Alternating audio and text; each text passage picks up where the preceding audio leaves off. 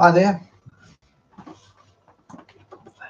So I'm Andrew, and I want to read the prologue, the Metalogicon of John of Salisbury, a 12th century defence of the verbal and logical arts of the trivium, translated with an introduction and notes by Daniel D. McGarry.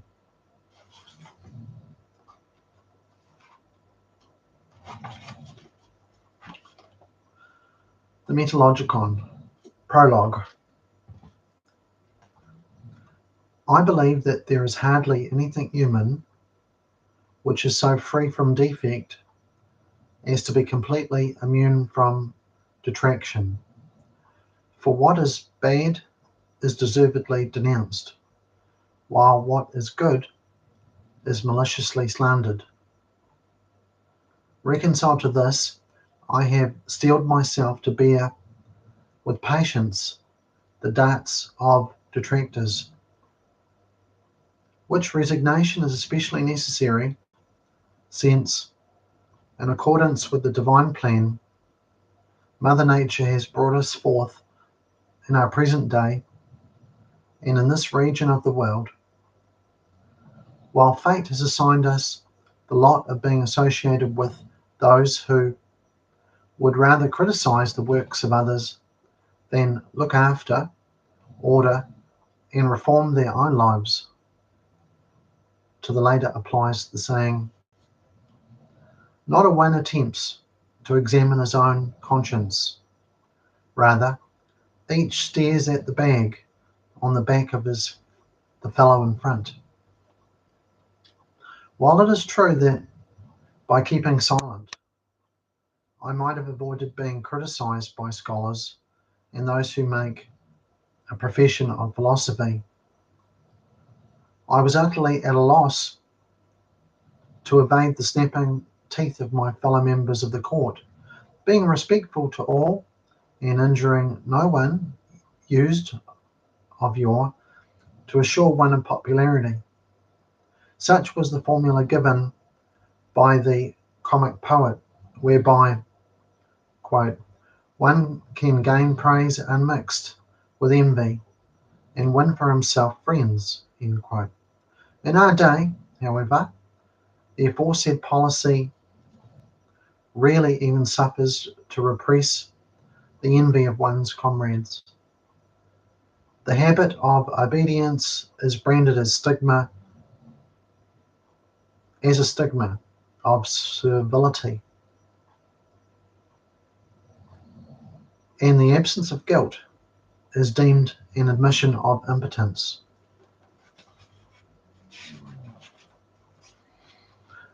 A person who is quiet is accused of ignorance.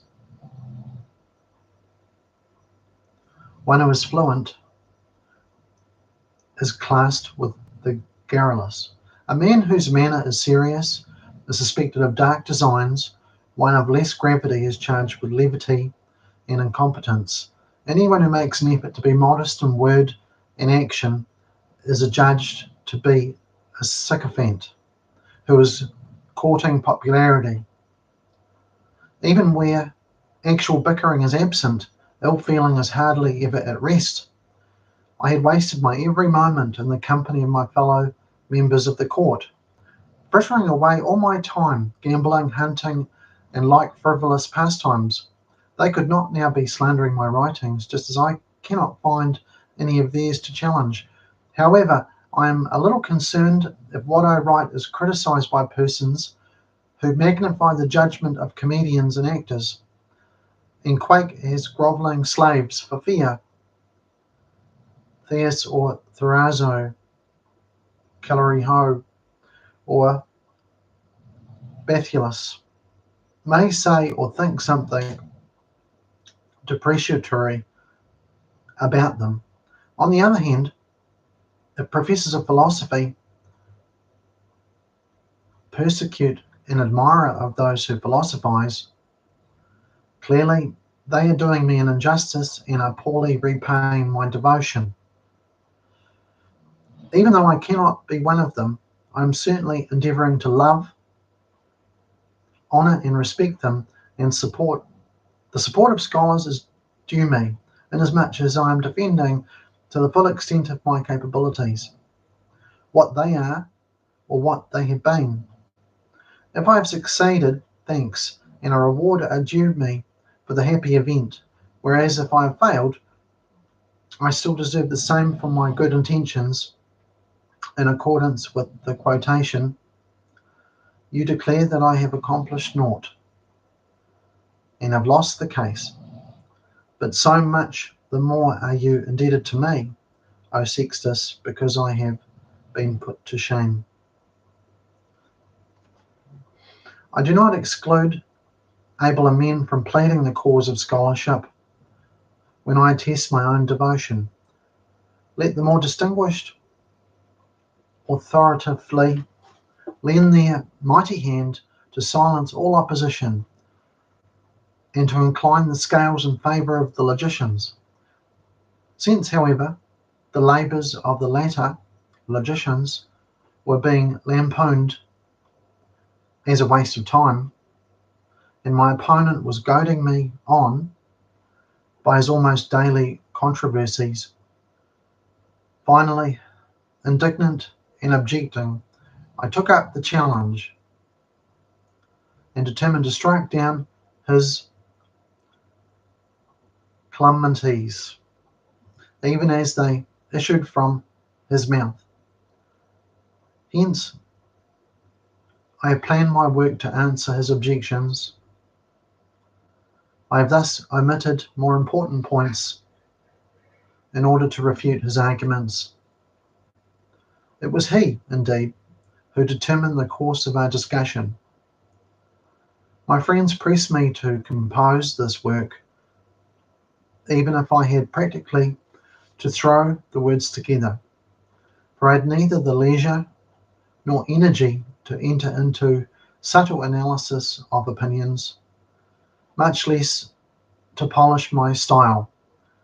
My regular duties have consumed all my time, save that required for eating and sleeping. By the commission of my Lord, whom I cannot disappoint, the responsibility for the whole of Britain, as far as ecclesiastical matters are concerned, is on my shoulders. Administrative concerns and the time-consuming trifles of court life have precluded study, and the interruptions of friends have used up practically all the time I had left. Consequently, I do not think I should be too harshly judged if any of my statements seem insufficiently considered. On the other hand, the credit for anything that I may say, which seems more apt, is to be referred to him, without whom human weakness is powerless.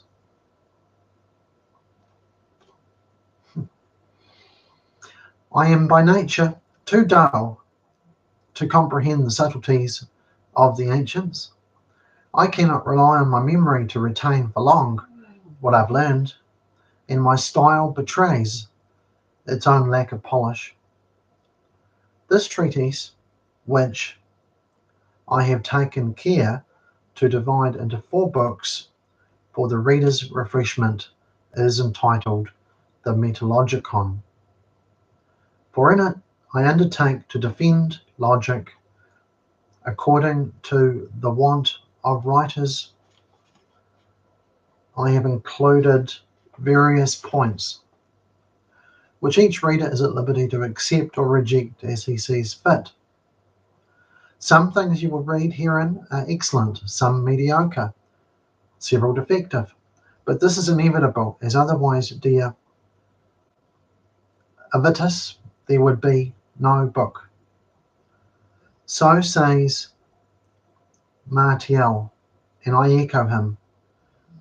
I prefer thus to speak in lighter vein rather than to start hares with Ganymead, or to reek of strong wine both night and day. I have not been ashamed to cite moderns, whose opinions in many instances I unhesitatingly prefer over those of the ancients. I trust that posterity will honour contemporaries, for I had profound admiration for the extraordinary talents, diligent studies, marvellous memories, fertile minds, remarkable eloquence, and linguistic proficiency of many of those of our day. I have purposely incorporated into this treaty some observations concerning morals, since I am convinced that all things read or written are useless except so far as they have a good influence on one's manner of life. Any pretext of philosophy that does not bear fruit in the cultivation of virtue and the guidance of one's conduct is futile and false. Being an academician in matters that are doubtful to a wise man, I cannot swear to the truth of what I say. Whether such propositions may be true or false, I'm satisfied with probable certitude. It is hoped that at your convenience you will examine all the points that I have made in detail, since to rest assured that my labour and expenses will not be unavailing, I have constituted you the judge of my little works. But should, as heaven forbid, my Alexis prefer any stage player, no matter whom, to a would-be philosopher, then, quote, if this Alexis spurns me, I will find another. There are, more fully to explain my purpose, three things that cause me to fear, and that constitute for many writers a danger to their salvation or a loss of merit. These three: ignorance of the truth, misled or wanton statement of falsehood, and the haughty assertion of fact. I concur with the author of the saying that it is safer to hear the truth than to state it ourselves, for humility is guarded when we listen. While pride often insinuates itself when we speak, I confess that I am at fault in all three respects. Not only am I handicapped by ignorance, but also frequently, indeed too frequently, I make false statements or maintain the truth with arrogance and pride.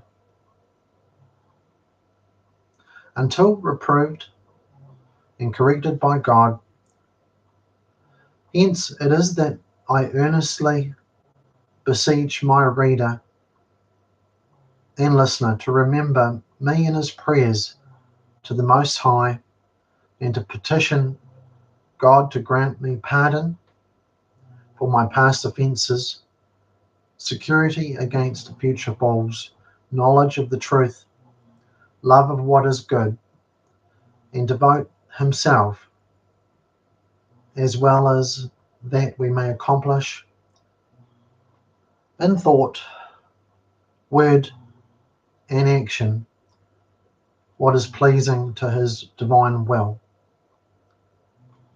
End of prologue.